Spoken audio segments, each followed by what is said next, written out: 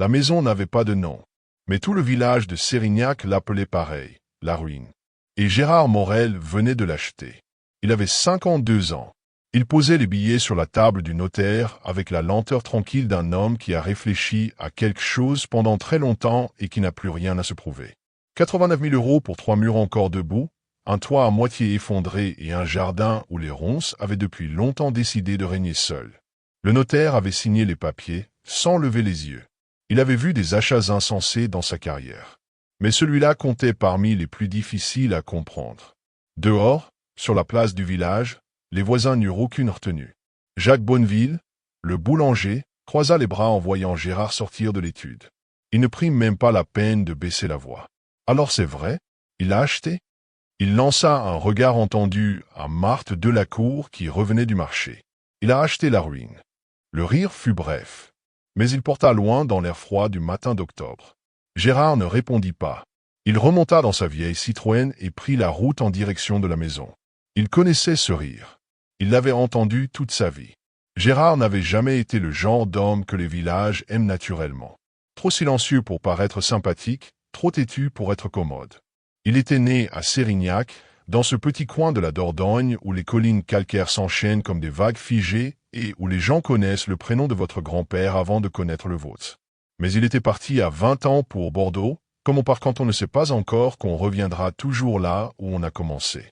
30 ans dans une imprimerie. Un mariage qui avait duré 9 ans, puis pris fin proprement, sans violence, juste avec la tristesse lente des choses qui ne vont plus ensemble. Des collègues de travail, mais pas vraiment d'amis. Et puis l'imprimerie avait fermé, il y a 3 ans, et Gérard s'était retrouvé avec ses cartons, ses économies, et cette question que les gens posent rarement à voix haute, mais que tout le monde entend tôt ou tard. Et maintenant, tu vas faire quoi? Il était revenu à Sérignac parce qu'il n'avait nulle part ailleurs où aller. Et puis il y avait cette maison. Tout le monde dans la région savait son histoire. Abandonnée depuis 22 ans, héritée par des descendants qui vivaient à Paris, à Lyon, à l'étranger, et qui ne voulaient pas en entendre parler. Laissée à pourrir au bout d'un chemin de terre que les tracteurs évitaient depuis que la surface avait cédé sous le poids d'une remorque, une mauvaise nuit de novembre. Ces murs de pierre calcaire avaient été beaux autrefois. On pouvait encore le deviner à la forme des fenêtres cintrées, à la courbe du porche d'entrée, aux traces d'une glycine qui avait autrefois grimpé jusqu'au premier étage. Mais le temps avait travaillé en silence, et ce qui restait ressemblait à une gueule ouverte sur le ciel gris. Gérard gara sa voiture devant le portail rouillé et resta assis un moment, les 2 mains sur le volant. Il regarda la façade. Il ne savait pas lui-même exactement pourquoi il avait voulu cette maison-là. Pas une autre. Celle-là. Peut-être parce qu'elle lui ressemblait. Abîmée. Oubliée. Bonne pour rien selon tous ceux qui passaient devant. Mais encore là, malgré tout, avec ses murs épais qui avaient tenu contre 2 décennies de gel et de pluie et d'indifférence. Encore là, avec quelque chose qui ressemblait à une dignité tranquille dans son délabrement. Il ouvrit la portière. Il entra dans sa propriété pour la première fois en tant que propriétaire. Quelque chose le frappa immédiatement, pas une image, pas un bruit. Plutôt une sensation. Comme si l'endroit avait été habité très récemment. Comme si quelque chose d'invisible flottait encore dans l'air. Il ne sut pas quoi faire de cette impression. Il la rangea quelque part au fond de lui et commença son inspection. Les premières semaines furent un cours accéléré en humilité. Gérard n'était pas maçon. Il n'était pas charpentier. Il avait passé sa vie professionnelle à régler des machines à imprimer, à gérer des délais de livraison, à passer des nuits debout devant des presses en panne. Pas à manier des pierres ou à comprendre la charpente d'un toit. Mais il apprit. Lentement, avec la patience des gens qui n'ont personne pour les guider et qui transforment l'erreur en leçon plutôt qu'en abandon. Il commença par le jardin. 2 semaines rien que pour dégager les ronces. Des ronces si denses et si vieilles que leurs troncs ressemblaient à des lianes de forêt, épaisses comme un pouce et couvertes d'épines longues comme des clous. Il travailla gants aux mains, à la serpe et au sécateur, mètre par mètre. Et sous la végétation sauvage, il trouva des choses qui lui indiquèrent que quelqu'un avait autrefois soigné cet endroit avec amour. Des rangées de pierres plates alignées pour délimiter les cultures, un puits couvert d'une vieille planche pourrie, un figuier si ancien que son tronc avait pris la couleur et la texture du ciment. Il nota tout ça dans un carnet. Pas parce que c'était nécessaire, parce que ça lui donnait le sentiment que cette maison méritait qu'on fasse attention à elle. De l'autre côté du village, les rires continuaient. Jacques le boulanger avait commencé à appeler l'endroit le château de Gérard, avec l'ironie sèche qu'on devine. Marthe Delacour avait parié une bouteille de Bergerac que la maison s'effondrerait avant les premières gelées. Le fils de la ferme voisine, un garçon de 20 ans qui conduisait son tracteur sur la route du bas, était venu s'arrêter une matinée pour regarder depuis la route, avait pris des photos avec son téléphone et était reparti en secouant la tête. Gérard avait vu le flash depuis la fenêtre sans vitre du premier étage. Il n'avait rien dit. Il y avait des choses plus intéressantes à regarder que les gens qui riaient. Ce fut au cours de la 3e semaine que Gérard trouva la première anomalie. Il dégageait le sol de la cuisine, une pièce au rez-de-chaussée dont le plancher de bois avait partiellement pourri et qui menaçait de céder sous le poids d'un homme, quand il remarqua quelque chose d'étrange sous les lattes qu'il soulevait une à une. Pas les fondations habituelles. Une surface plane, régulière, faite de petites pierres taillées disposées avec soin, jointoyées proprement. Et au centre de cette surface, presque entièrement dissimulée sous une fine couche de poussière compacte, un anneau en fer forgé. Gérard s'immobilisa. Ce genre d'anneau ne sert qu'à une chose. Il s'accroupit. Il essaya de soulever. La dalle résista une seconde, puis pivota presque en silence. Il nota, sans comprendre encore ce que cela signifiait, que les gonds étaient huilés. Récemment, on pouvait sentir le lubrifiant frais dans l'air qui remontait. En dessous, une volée de marches en pierre descendant dans une obscurité complète. Gérard resta immobile, à genoux, la dalle relevée dans une main, à écouter. Silence parfait. Il alla chercher sa lampe torche dans la voiture. Il revint. Il descendit. La pièce souterraine était petite, 3 mètres sur 4, mur de pierre sèche, sol de terre battue, une grille d'aération dans le mur du fond qui laissait passer un filet d'air, en journée, un peu de lumière grise. Une cave à légumes. Ancienne, sans doute, à l'origine. Mais ce qu'elle contenait maintenant n'avait rien à voir avec des pommes de terre ou du vin. Dans le coin gauche, un matelas de fortune, une couverture de laine épaisse, pliée avec soin, un vieux pull en boule qui servait d'oreiller. Pas abandonné. Rangé. La différence était visible. Contre le mur du fond, des provisions organisées avec une précision méticuleuse, 4 boîtes de conserves vides alignées comme des soldats, une bouteille d'eau en plastique à moitié pleine, un sac en papier brun contenant des biscottes emballées dans du film plastique, 3 petits sachets de sucre du genre qu'on vole dans les cafés, 2 pommes enveloppées dans un bout de tissu. Pas les provisions d'un adulte qui campe par choix. Celles de quelqu'un qui ration. Qui compte.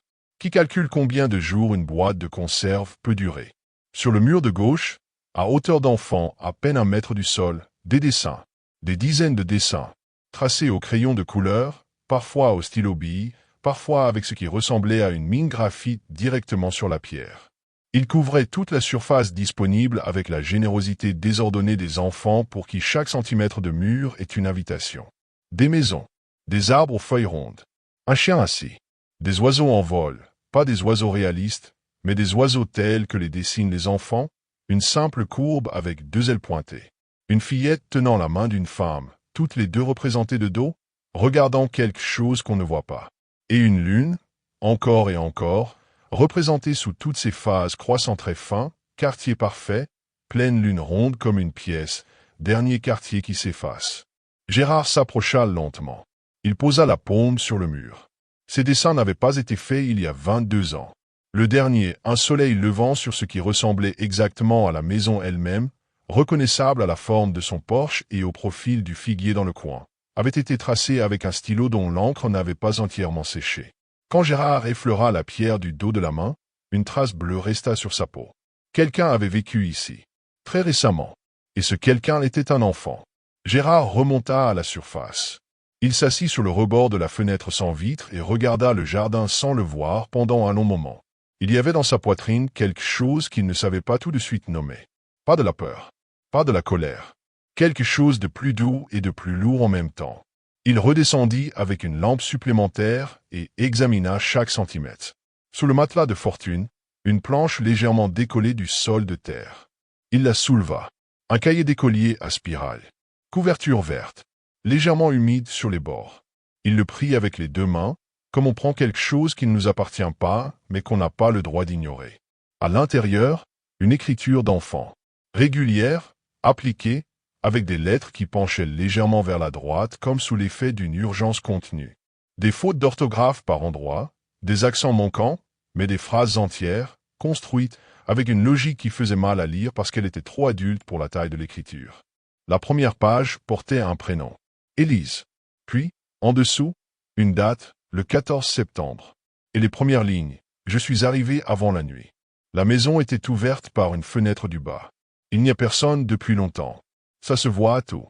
Mais il y a une cave et elle ferme de l'intérieur avec l'anneau. J'ai mis la planche contre l'escalier. Je suis en sécurité pour ce soir. Demain je verrai. Gérard resta immobile un long moment. Il avait signé les actes de vente le 8 octobre. Le 14 septembre, 3 semaines avant lui, Élise était là. Il tourna les pages lentement. Il y en avait beaucoup. Des semaines d'entrée brèves, serrées, sans marge, comme si chaque centimètre de papier avait de la valeur. Il chercha la dernière page écrite. Date du 6 octobre. 2 jours avant qu'il signe chez le notaire. La dernière entrée disait « Quelqu'un a visité la maison aujourd'hui. » Un homme. Il a regardé partout, lentement. Il n'a pas trouvé la trappe. Je l'ai entendu marcher au-dessus très longtemps. J'ai retenu ma respiration. Il a parlé avec quelqu'un dehors à la fin. J'ai entendu le mot notaire. Je crois que la maison va être vendue. Je dois partir bientôt. Je ne sais pas encore où aller. Gérard ferma le cahier. Il resta dans le noir de la cave. Les genoux qui faisaient mal, la lampe posée par terre, l'ombre des murs de pierre tout autour de lui. Cet homme qui avait visité la maison 2 jours avant la vente. C'était lui. Il s'en souvenait précisément. Il avait fait le tour des pièces avec le calme de quelqu'un qui a déjà décidé, noté mentalement l'état du plancher, regardé le toit depuis la cour.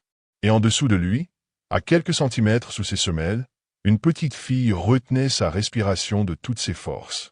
Il n'avait rien entendu, rien senti, rien du tout. Gérard ne dormit pas cette nuit-là. Il remonta le cahier avec lui dans ce qui serait un jour le salon.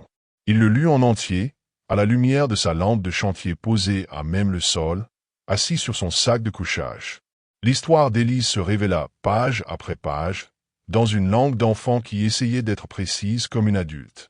Elle avait 9 ans, elle le mentionnait dans une entrée datée du 22 septembre, son anniversaire passé seul dans la cave avec un seul biscuit sec qu'elle avait gardé pendant 3 jours pour l'occasion. 9 ans. Elle était partie d'une famille d'accueil près de Périgueux, à une trentaine de kilomètres, après des semaines où quelque chose s'était dégradé qu'elle ne nommait pas directement, mais qui transparaissait dans la façon dont elle n'en parlait presque pas. Elle avait marché. Longtemps. En suivant les routes secondaires, en évitant les villages, en dormant 2 nuits dans une grange dont la porte était ouverte. Elle avait trouvé cette maison-là par hasard, écrivait-elle. Par hasard, avec un point, et plus rien après. Comme si le mot elle-même ne la convainquait pas totalement. Ses parents étaient morts dans un accident de voiture quand elle avait 6 ans. Elle se rappelait nettement l'odeur du matin dans la voiture, la lumière du soleil contre les vitres, puis un bruit qu'elle ne savait pas décrire autrement que comme quand quelque chose se casse d'un coup. Et après, les services sociaux. Une première famille d'accueil à Bergerac. Une deuxième à Trélissac. Une troisième à Périgueux. Des déménagements qui effaçaient chaque fois ce qu'elle avait commencé à construire. Des chambres nouvelles avec des odeurs inconnues. Des règles changeantes. Des adultes qui disaient « je comprends » avec leurs mots et qui ne comprenaient pas avec leurs actes. Elle écrivait tout ça avec la précision froide d'une petite fille qui avait décidé, à un moment indéterminé, de ne plus compter sur personne pour faire le travail à sa place. Elle notait ce qu'elle mangeait et en quelle quantité, pour s'assurer que les provisions tiendraient. Elle notait les bruits qu'elle entendait depuis la cave. Un tracteur au loin le matin, des corbeaux qui se posaient sur le toit avec bruit, la pluie contre les murs de pierre la nuit, le vent dans la cheminée condamnée. Elle décrivait la lumière qui entrait par la grille d'aération et comment elle changeait selon l'heure du jour, orange le matin, blanche à midi, oblique et longue en fin d'après-midi. Elle avait calculé, à partir de la position de cette lumière, les moments où il était le plus sûr de remonter à la surface pour se dégourdir les jambes et vérifier l'état du jardin. Il y avait très peu de plaintes dans ce cahier. Pas de désespoir exprimé directement. Juste des observations, des calculs, des descriptions. La précision de quelqu'un qui s'est appris à elle-même que d'écrire les choses froidement les rendait plus gérables que de les ressentir à plein. Mais certaines phrases restaient. Ce soir, j'ai pensé à maman. Je me souviens que le vendredi soir, elle faisait des crêpes et que ça sentait bon dans tout l'appartement. On les mangeait avec du sucre et du jus de citron. Elle disait toujours que le citron c'est important, sinon c'est trop sucré. Il y a un oiseau qui revient tous les matins sur le bord de la grille. Je l'ai appelé Papouille. Il a l'air de ne pas avoir peur de moi. Je lui mets des miettes si j'en ai. Aujourd'hui, j'ai relu tous mes anciens dessins sur le mur. Je ne sais pas pourquoi je dessine autant la lune. C'est peut-être parce que la lune, on peut la voir depuis n'importe où. Même depuis une cave. J'ai froid ce soir, mais pas trop. La couverture est bien. Je pense que demain je sortirai avant l'aube chercher de l'eau au puits.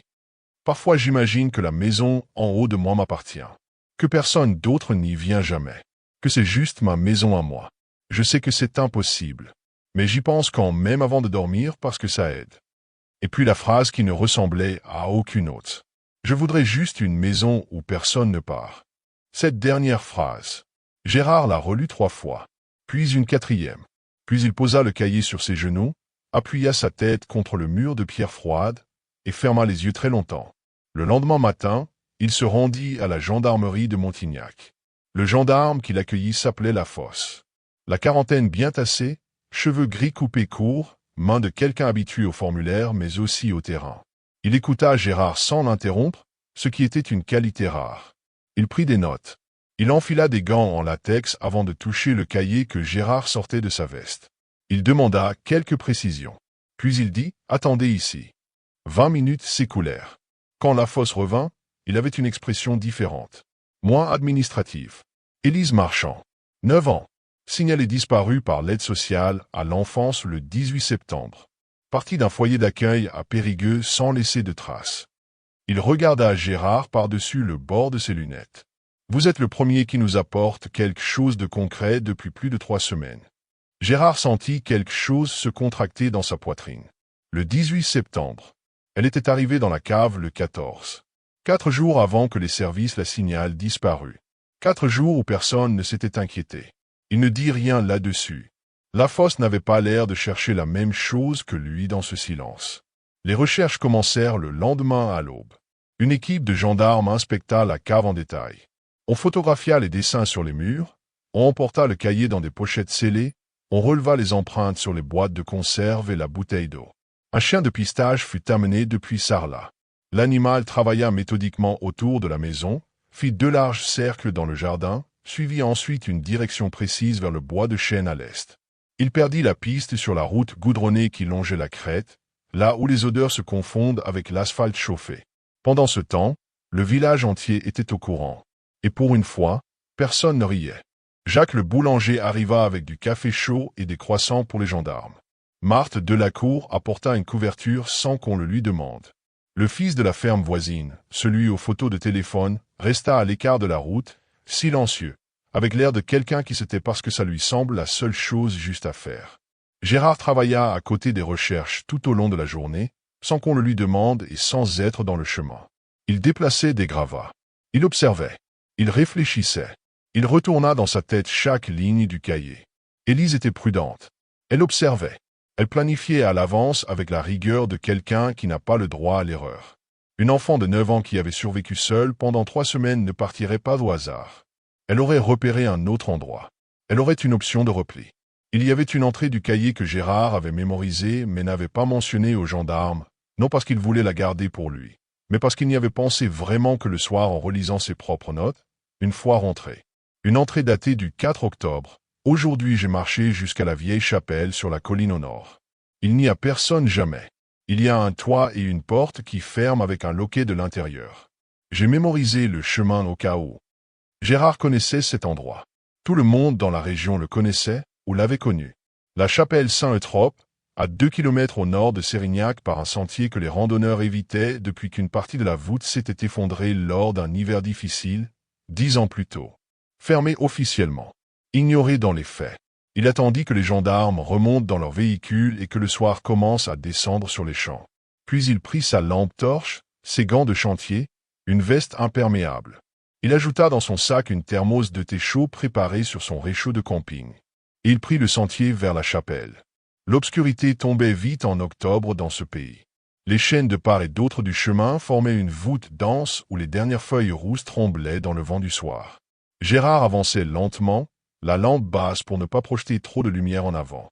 Il vit la chapelle avant de l'atteindre, une silhouette sombre trapue contre le ciel mauve du crépuscule, Une petite tour romane dont les pierres s'éraillaient en silence depuis des siècles.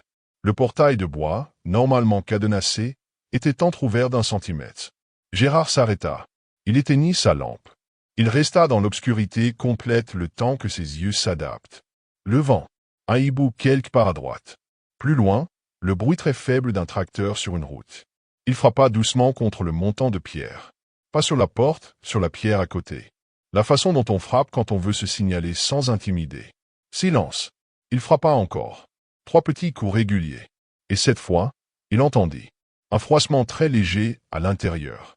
Quelque chose qui se déplaçait avec précaution. Gérard prit une longue inspiration. Il n'était pas policier. Il n'était pas assistante sociale. Il n'avait aucune formation pour ce genre de situation. Il était juste un homme de 52 ans qui avait acheté une maison en ruine, qui n'avait plus d'emploi, pas de famille immédiate, et qui avait passé la nuit précédente à lire le cahier d'une petite fille de 9 ans sans pouvoir s'arrêter. Il dit simplement, à voix normale, « Élise, je ne suis pas là pour te ramener quelque part. Je veux juste savoir si tu as froid. » Silence long.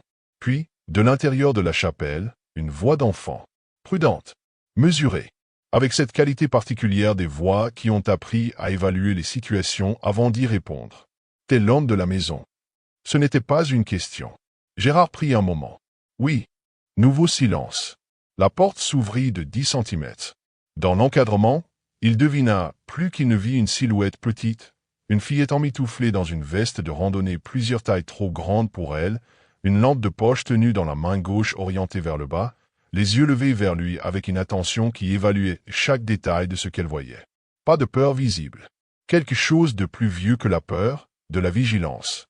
Comment t'as su que j'étais là? T'avais écrit la chapelle dans ton cahier. Elle réfléchit un moment. Vous avez lu mon cahier? Oui. Silence. C'est à moi. Je sais. Gérard s'assit sur une grosse pierre contre le mur extérieur de la chapelle, lentement, comme on s'assoit quand on veut montrer qu'on ne va nulle part. Il ne ralluma pas sa lampe. Il posa la thermos sur la pierre à côté de lui. J'ai du thé. Si t'as froid. Ce fut le geste de la thermos qui fit tout. Peut-être parce qu'elle était chaude. Peut-être parce qu'on ne lui avait pas dit « Viens, rentre, tu dois ». On lui avait dit « J'ai du thé, si tu veux ». Peut-être parce que cet homme était assis par terre sans faire semblant que la situation était normale, sans lui mentir que tout allait bien. La porte s'ouvrit en grand. Elle avait l'air exactement de ce qu'elle était. Une petite fille de 9 ans qui n'avait pas mangé correctement depuis trop longtemps, qui avait froid mais qui n'en parlait pas, et qui portait dans les yeux une vigilance épuisante que les enfants de 9 ans ne devraient pas avoir à porter. Elle s'assit à 1 mètre de Gérard. Elle prit la thermos. Elle but. Ils ne parlèrent pas beaucoup, ce soir-là. Gérard ne lui posa pas de questions sur sa famille d'accueil. Il ne lui promit rien. Il ne lui fit pas la morale sur les risques de vivre seul dans les bois en automne. Il lui dit qu'il avait vu ses dessins dans la cave, que la lune revenait souvent dans ses dessins. Elle répondit que sa mère lui avait appris les noms des phases de la lune quand elle était petite. Croissant, premier quartier, pleine lune, dernier quartier, nouvelle lune. Que c'était une des choses qu'elle n'avait pas oubliées. Gérard hocha la tête lentement. Il dit, « Ma mère m'avait appris les noms des étoiles. Je les ai oubliés. » Élise le regarda de côté. « C'est dommage. » Oui. Elle réfléchit un moment. « Je pourrais te les rappeler, les phases de la lune. Si tu veux. » Gérard sourit dans l'obscurité. « Je voudrais bien. » Il appela le gendarme Lafosse depuis sa voiture. Plus tard, pendant qu'Élise dormait sur la banquette arrière enveloppée dans la couverture du coffre.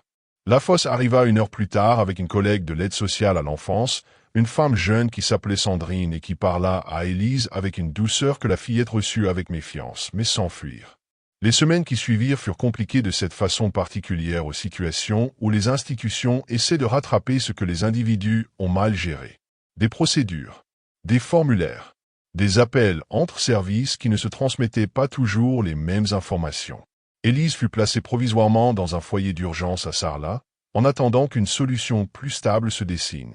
Gérard continua les travaux. Il y avait quelque chose de curieux dans cette période. Il travaillait mieux, plus vite, avec plus de soin dans les détails. Il refaisait 2 fois les joints qu'il trouvait insuffisants. Il prenait du temps sur des finitions que personne d'autre n'aurait remarquées. Sandrine lui téléphonait 1 fois par semaine pour lui donner des nouvelles d'Élise. Il notait toujours quelque chose dans son carnet après ses appels. Pas les informations officielles, mais les petits détails. Qu'Élise avait mangé ce jour-là, qu'elle avait commencé à parler un peu plus avec les autres enfants du foyer, qu'elle avait demandé si elle pourrait garder ses crayons de couleur quand elle partirait. Sandrine lui dit un soir, presque en passant, elle demande des nouvelles de la maison, parfois. Gérard dit, vous pouvez lui dire que le plancher de la cuisine est fini. Un silence au téléphone, puis le sourire de quelqu'un qui entend quelque chose qu'elle n'attendait pas. Je lui dirai. La maison avançait, lentement mais steadily, comme lui. Le toit fut refait en novembre. Les fenêtres neuves arrivèrent avant les premières gelées. Le plancher de la cuisine fut reconstruit avec des vieilles lames de chêne récupérées dans une grange voisine dont le propriétaire avait accepté de s'en séparer pour presque rien. La plomberie prit tout le mois de janvier. Jacques le boulanger passa un matin de février. Il resta dans le jardin, regardant la façade refaite, les nouvelles fenêtres, le crépi frais sur les murs. Il ne dit rien pendant un bon moment. Puis, c'est pas mal, finalement. Gérard accepta ça sans en faire plus. Mais c'est en mars que tout bascula. Sandrine, l'assistante sociale, vint sonner à sa porte. Il y avait maintenant une porte, une vraie, en chêne massif, que Gérard avait fabriquée lui-même avec un menuisier de Montignac pendant une semaine de travail intense. Elle entra dans la maison rénovée avec un dossier sous le bras et une expression différente de toutes les fois précédentes. Gérard prépara du café. Il attendit. Sandrine posa le dossier sur la table de la cuisine. Elle en sortit des documents officiels, des photocopies administratives et plusieurs photographies. Certaines anciennes, en noir et blanc, un peu floues comme le sont les photos de famille qui ont traversé des décennies dans des boîtes en carton. Elle fit glisser une photo vers lui. C'était une photographie ancienne d'une famille debout devant une maison. La maison était reconnaissable malgré les décennies, malgré la qualité de l'image. La forme des fenêtres cintrées, la courbe du porche d'entrée, et dans le coin gauche du cadre, un figuier dont le tronc était encore mince, encore jeune. Sa maison. La ruine, avant qu'elle soit une ruine. La famille debout devant elle, un homme en costume de semaine, une femme avec un tablier, et entre eux une petite fille en robe blanche qui regardait l'objectif avec des yeux sérieux. Gérard regarda la photo longtemps. Sandrine parla.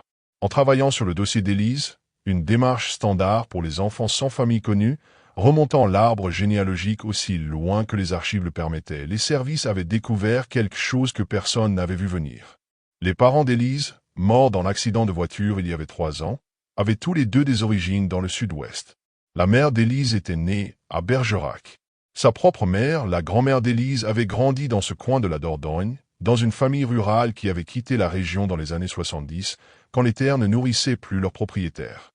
Cette famille avait habité cette maison précise, cette ruine, ce château de Gérard, comme l'appelait le boulanger. Élise Marchand n'était pas arrivée là par hasard. Elle était arrivée là parce que quelque chose, un nom entendu par fragments dans des conversations d'adultes, une adresse entrevue sur un vieux document dans le tiroir d'une famille d'accueil, une photographie peut-être, vue le temps d'un instant dans un carton ouvert puis refermé, quelque chose l'avait guidée vers ici, vers la maison de sa famille. La petite fille dessinée dans la vieille photographie, debout entre ses parents devant le porche d'entrée, avait à peu près l'âge d'Élise. Même stature mince, mêmes yeux levés vers l'objectif avec cette attention sérieuse. Gérard reposa la photo. Il ne dit rien pendant un très long moment. Ce n'était pas par hasard qu'il avait senti quelque chose, le premier jour, en entrant dans la maison. Pas par hasard qu'Élise avait choisi cette cave parmi tous les abris possibles dans ces collines. Pas par hasard qu'une enfant de 9 ans avait traversé des dizaines de kilomètres de campagne pour trouver les murs qui avaient abrité sa grand-mère enfant, sans savoir exactement ce qu'elle cherchait, en sachant seulement qu'elle cherchait. Certains lieux gardent quelque chose. On ne sait pas comment l'appeler.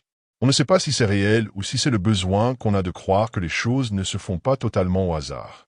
Mais il est des endroits vers lesquels les gens reviennent, parfois à travers les générations, comme s'ils avaient une mémoire que personne ne leur a transmise à voix haute. La maison était l'une de ces choses-là. La démarche pour le placement prit encore plusieurs semaines. Des entretiens supplémentaires. Une formation obligatoire pour Gérard. Des vérifications administratives qu'il traversa avec cette même patience entêtée qu'il avait mise à dégager les ronces du jardin, à soigner les murs pierre par pierre, à faire de quelque chose d'abandonné quelque chose qui puisse tenir debout. La maison fut officiellement prête en avril. Gérard avait gardé la cave exactement comme il l'avait trouvée, à un détail près. Il l'avait aménagée proprement. Les dessins sur les murs n'avaient pas été touchés, pas une ligne effacée, pas un dessin recouvert. Il avait fait venir un électricien pour une vraie installation de lumière. Il avait ajouté une petite bibliothèque contre le mur du fond, un bureau à la bonne hauteur, une étagère pour les fournitures.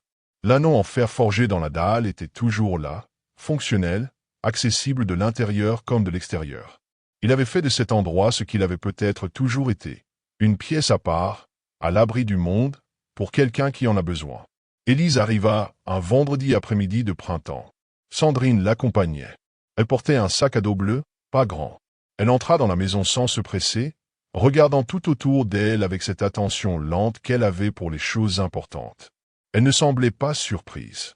Elle avait plutôt l'air de quelqu'un qui reconnaît quelque chose qu'il n'a jamais vu mais dont la forme lui était déjà connue d'une façon qu'il ne saurait pas expliquer. Elle descendit l'escalier de la cave seule. Elle resta en bas un long moment. Gérard attendit en haut, assis sur la dernière marche, sans rien dire. Quand elle remonta, elle alla directement à la fenêtre de la cuisine. Elle regarda le jardin, propre maintenant, les ronces disparues, le vieux figuier visible dans le fond avec ses premières feuilles pâles du printemps. Elle dit, doucement, le figuier est encore là. Gérard dit, je savais qu'il était là depuis le début. Je l'ai juste dégagé. Elle hocha la tête lentement. Elle continua à regarder par la fenêtre. Comme la maison. Comme la maison. Le village de Sérignac s'habitua à les voir ensemble. Le dimanche matin au marché. Après l'école les soirs de semaine.